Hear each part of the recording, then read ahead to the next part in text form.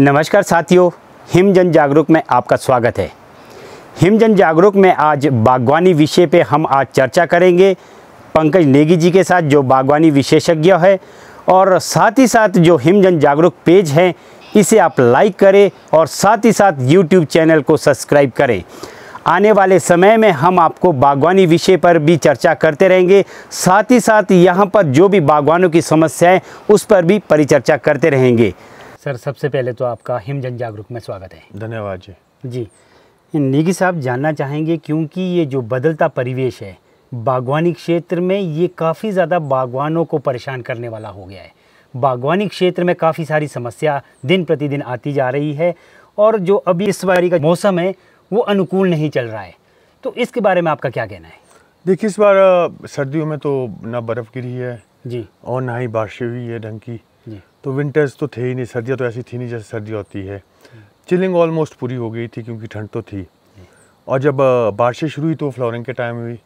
Flowering time जब बारिशें हुई तो सेटिंग शूटिंग कई जगह हुई, कई जगह नहीं हुई। जिनके पिछले साल फसल कम थी उनके लगी है, नहीं तो फसल इस बार काफ़ी कम है। जानना चाहेंगे आपसे, सबसे बड़ी जो बागवानों की समस्या है अल्टरनेरिया है, पतझड़ की समस्या भी से शुरू हो गई है, कई तरह की भी बीमारियां बगीचे में आ चुकी हैं, तो उसके लिए आपका क्या कहना है?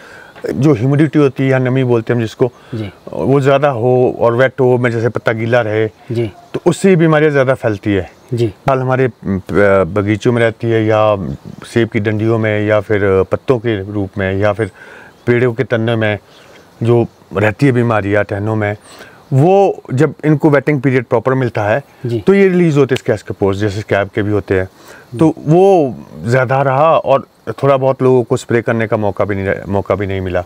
और दूसरी बात, इस बार सेब भी कम है तो लोगों ने सोचा कि स्प्रे कम करें, खर्चा क्यों बढ़ाएं, तो वो कारण रहा कि ज़्यादा बीमारी आ रही है। जी, जो ये इस बारी का मौसम था, क्या अगर इसी तरह से रहा तो क्या ये बागवानी के लिए ठीक है या नहीं है?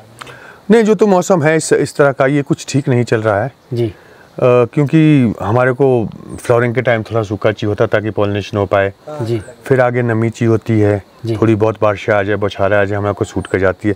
फिर थोड़ा सा सूखा का पोर्शन भी होना चाहिए क्योंकि बड फॉर्मेशन में थोड़ा फ़ायदा होता है उसका नेक्स्ट ईयर के लिए। जी, तो और बरसातों में हमारे को बारिश और धूप दोनों चाहिए होती है, उससे हमारा साइज़ बहुत अच्छा बनता है। तो ये चेंज इतना अच्छा नहीं है मौसम का। जी, तो ये भविष्य में आने के लिए हमारे को सोचना पड़ेगा। अगर लगातार ऐसा रहा, ये तो हमारी पहली साल है इस तरीके की सर्दी में नहीं बरसी तो आगे बरसा है 2-3 महीने। जी। तो सबसे बड़ी जो बागवानों को समस्या आ रही है वो आ रही है अल्टरनेरिया की। अल्टरनेरिया एक बीमारी है जिसमें मतलब कि फंगस होता है। ये इसमें जो दाग होता है रिंग जैसी पड़ती है और जो रिंग होती है अंदर से ये लाइट ब्राउन होता है, बाहर जो इसका आउटर वो होता है वो डार्क ब्राउन होता है पत्तों पर। तो इससे आप आइडेंटिफाई कर लेते हैं कि ये आपके अल्टरनेरिया है। जी। तो और ये अल्टरनेरिया इतनी खतरनाक बीमारी नहीं, अगर इसके बाद भी आप फंजीसाइड्स प्रॉपर करें तो पत्ता नहीं झड़ता काफ़ी टाइम तक। जी। अगर इसमें जो स्प्रे है सर, स्प्रे शेड्यूल कौन सा रहेगा इसके? इसमें ऐसा होता है कि प्रिवेंटिव ज़्यादा अच्छा रहता है कि आप शुरू से ही स्प्रेज करें, प्रोटेक्टिव स्प्रेज करें। तो अगर आ भी जाए ना तो इसमें मिक्सचर्स कीजिए आप कॉन्टैक्ट और सिस्टमेटिक फंजीसाइड्स के। तो जब बारिशें बहुत हो तो दोनों करके फ़ायदा होता है, तो उससे आपके बगीचे में ये नहीं आएगा। अगर आ भी गया है और आप रूटीन में कर रहे हो तो फिर ये फैलेगा नहीं ज़्यादा। और जो इसके लिए फंजीसाइड्स होते हैं, कोई भी आप जो स्कैब के लिए फंजीसाइड्स करते हैं वो सारे इस पे इफ़ेक्टिव होते हैं। जी। तो अब स्कैब तो हमारे ऑलमोस्ट कंट्रोल ही होगी ज़्यादातर एरिया में, बहुत कम एरियाज़ में आती है जहाँ ह्यूमिडिटी ज़्यादा होती है, बाकी नहीं है। और इससे ज़्यादा खतरनाक बीमारी है हमारे मार्सोनिना ब्लॉच। तो मार्सोनिना ऐसा होता है कि अगर आप प्रोटेक्टिव फंजीसाइड्स ना करें शुरू से टाइम टू टाइम और उसके बाद जब सिस्टमेटिक करते हैं आप, तो ये एकदम बीमारी बाहर निकल जाती है पत्तों पे। और मार्सोनिना में इरेगुलर स्पॉट्स होते हैं जी, कुछ ग्रीन होंगे और फिर वो पत्ता ब्राउन होंगे और फिर वो पत्ता पीला हो जाएगा। इससे बहुत सारे पत्ते झड़ भी जाते हैं। और इस साल मार्सोनिना एक बहुत बड़ी बीमारी बाहर निकल के आई है जी। और इसके लिए भी फंजीसाइड्स जो रूटीन में आप करते हैं वो बहुत फ़ायदेमंद होते हैं कि अगर आप प्रोटेक्टिव फंजीसाइड्स करते हो तब आपके ये नहीं आएगा जी।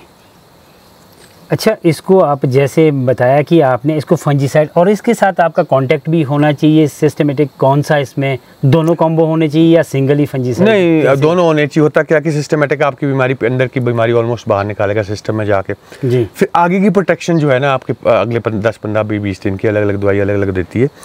तो वो आपका कॉन्टैक्ट फंजीसाइड करता है जी। एक जो स्प्रे करने के टाइम के बाद कितने टाइम तक ये इसको कंट्रोल कर सकता है? ये डिपेंड करता है कि मौसम कैसा रहा, बारिश कितनी है आपके। जी। कॉन्टैक्ट फंजी सिस्टमेटिक तो फंजीसाइड तो आपके अंदर चली जाती है, पत्तों में चली जाती है, पेड़ में चली जाती है। जो कॉन्टैक्ट होती है वो सिर्फ कवरिंग लेयर होती है किस्म की। अगर बहुत ज़्यादा बारिश है और तेज़ बारिश है आपकी, तो ये समझ लोगे कि अगर आप 20 दिन में स्प्रे करें तो आपको 15 दिन में स्प्रे करनी पड़ेगी इस पर। जी। तो इसमें देखा जाता है कि ये सबसे पहले नीचे से शुरू होती है। अच्छा, एक बात और बताऊं मैं, ऑल्टरनेरिया में ही ज़्यादा है, मार्सोनिना में इतना ज़्यादा नहीं है। कि अगर आपके 2, 4, 6 इंच में नीचे पत्ते हैं कहीं पेड़ के तने में, तो उसमें आपको ऑल्टरनेरिया स्पॉट सबसे पहले दिखेगा। बिल्कुल। क्योंकि जब घास होता है जी, थोड़ा बहुत बारिश आती है या ओस पड़ती है, तो उसको वो कंडीशंस मिल जाती है ह्यूमिडिटी वाली जी, और वेटिंग पीरियड भी मिल जाता है कि ऑल्टरनेरिया स्पॉट वहाँ से शुरू आता है। जी।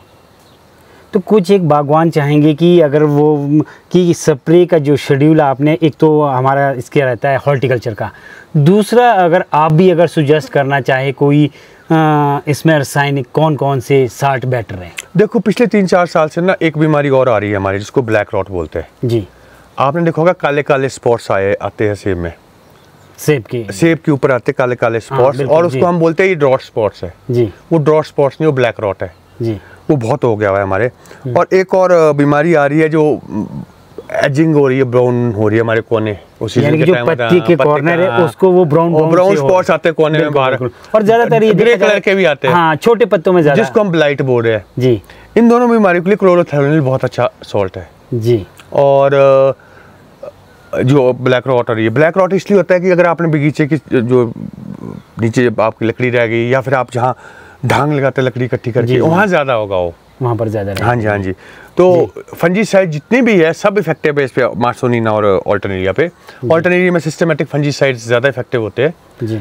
और अगर आप प्रोटेक्टिव करते रहोगे तो सब फंजीसाइड जितने भी मार्केट में अवेलेबल है या पुराने सॉल्ट्स है, सब इफेक्टिव होते हैं इसमें। सब इफेक्टिव होते हैं, ऐसा कोई नहीं कि पर्टिकुलर कोई बोलता है कि ये इस पर ज़्यादा। ऑल्टरनेरिया का मैंने ये देखा है कि हर एरिया में जी कोई सॉल्ट काम करता है, कोई काम नहीं करता, मतलब कोई फंजीसाइड काम करता है, कोई नहीं करता है जी।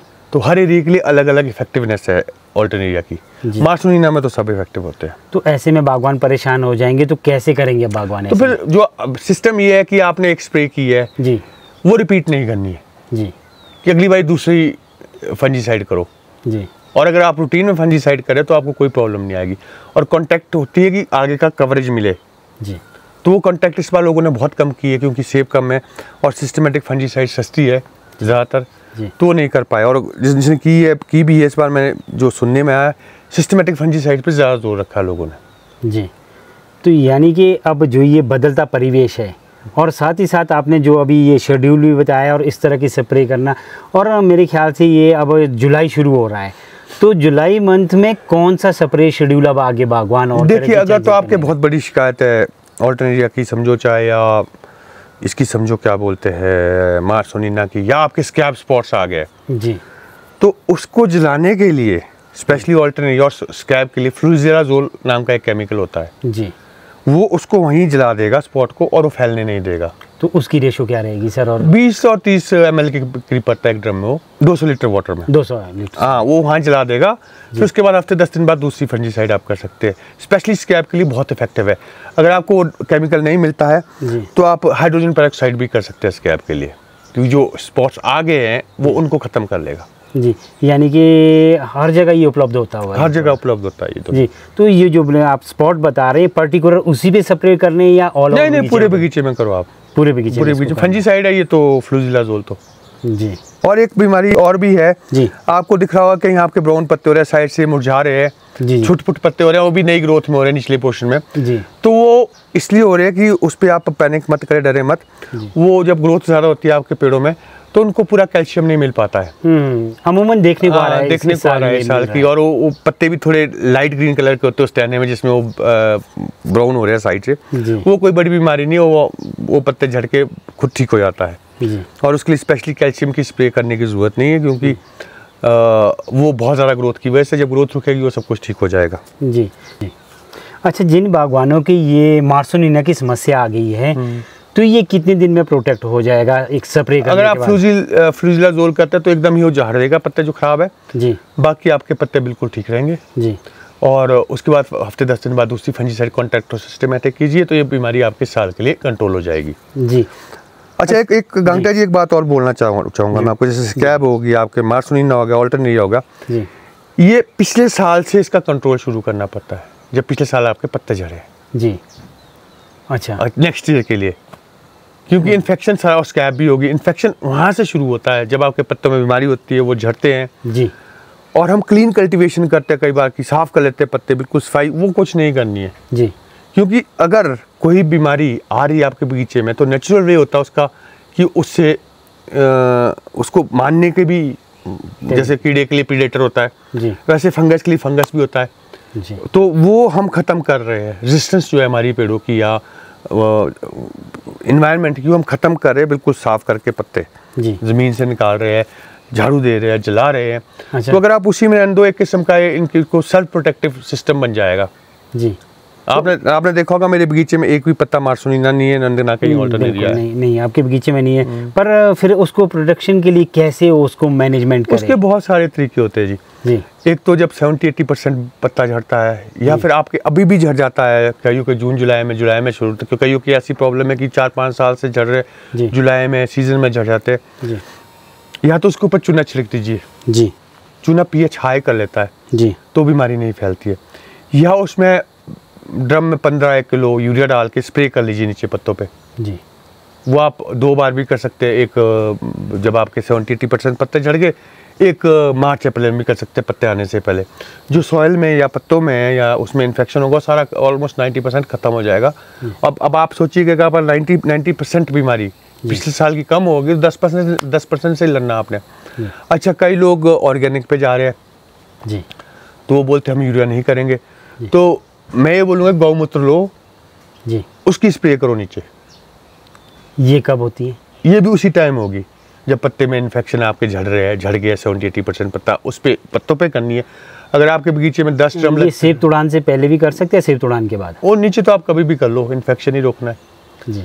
तो अगर बहुत ही ऑर्गेनिक जा रहा है, कोई कुछ भी नहीं केमिकल यूज़ कर रहा है, क्योंकि अरे परे वाले तो केमिकल यूज़ कर रहे हैं, जो नीचे का इन्फेक्शन खत्म करने के लिए आप 2-3 बार भी स्प्रे कर सकते हो गौमूत्र के नीचे जी, ताकि वो इन्फेक्शन ज़मीन से ऊपर ना जाए, जी। वो जल जाता है फिर। जी जी। मान लिया जाए अगर किसी बागवान के पत्ते झड़ जाते हैं और पत्ते झड़ने के लिए अब आगे क्या इफेक्ट उसका पड़ता है? आगे वो बीमारी फिर नेक्स्ट ईयर कंटिन्यू करती है, तनों में भी रहती है, पत्तों में भी रहती है। ऐसा तो हो नहीं सकता कि आप सारा का सारा इन्फेक्शन उठा के बाहर निकाल दोगे बगीचे से। जी जी जी जी। अच्छा, कुछ एक बागवान ऐसे भी करते हैं, चलो मेरे बारी इस बारी फसल नहीं लगी है, मैं क्या करूँगा कि स्प्रे शेड्यूल कम कर देता हूँ, और उससे मेरे ख्याल से जैसे आप बता रहे हैं कि आगे आने वाले समय में उससे और ज़्यादा समस्या रहती है, और फसल भी मेरे ख्याल से प्रभावित वो आपकी बात बिल्कुल ठीक है कि नेक्स्ट ईयर के लिए अगर उसकी फसल लगती भी है जी तो वो क्वालिटी नहीं बन पाती है जी, और जो पिछले साल की बीमारियाँ लगी तो नेक्स्ट ईयर के लिए जी ज़रूर पनपेगी जी। और एक सबसे बड़ी बात, अगर आपके बगीचे में कोई बीमारी रेगुलर आ रही है, हर साल आ रही है, तो उसकी डेट आप लिख लीजिए डायरी में। नेक्स्ट ईयर उस बीमारी की हफ्ते पहले आप स्प्रे कर लीजिए, हफ्ते 10 दिन पहले, तो वो बीमारी आपके नहीं आएगी नेक्स्ट ईयर। मान लीजिए किसी एक पौधे में वो आइडेंटिफाई होती है वो बीमारी, क्या उसी पौधे में करे या पूरे ऑर्चर्ड में? अगर एक पौधे में आइडेंटिफाई होती है तो उस पौधे में कोई ना कोई वीकनेस है तो उसी में स्प्रे करेगा। अगर पूरे ऑर्चर्ड की बीमारी है तो पूरे ऑर्चर्ड में करना पड़ेगा। जी, तो ये आपने पूरी अहम जानकारी हमारे बागवानों को दी है। तो हमारे साथ जुड़े थे पंकज नेगी जी, जो कि गुरुजी के नाम से भी विख्यात है। इन्होंने अहम जानकारी बागवानी इसमें दी है, जिसमें कि ख़ास तौर पर हमने फोकस किया है पत्तों की बीमारियों पर, क्योंकि इस वर्ष काफ़ी ज़्यादा बारिश होने की वजह से बगीचों में काफ़ी ज़्यादा बीमारी आ चुकी है, और साथ ही साथ बागवानों ने प्रिकॉशन इसलिए नहीं बरता क्योंकि वहाँ पर फसल की कमी होने का भी कारण बताया जा रहा है।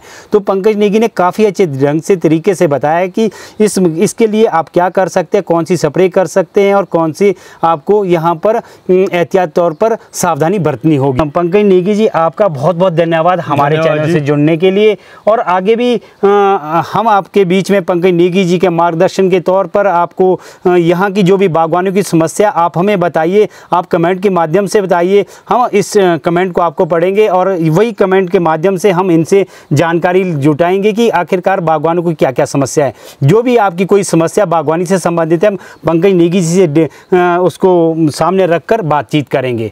तो लाइव स्ट्रीम में बने रहने के लिए आप सभी का धन्यवाद। मैं पंकज गांगटा हिम जन जागरूक के लिए आपके बीच में अहम जानकारी लेकर आए थे। धन्यवाद। जय हिंद।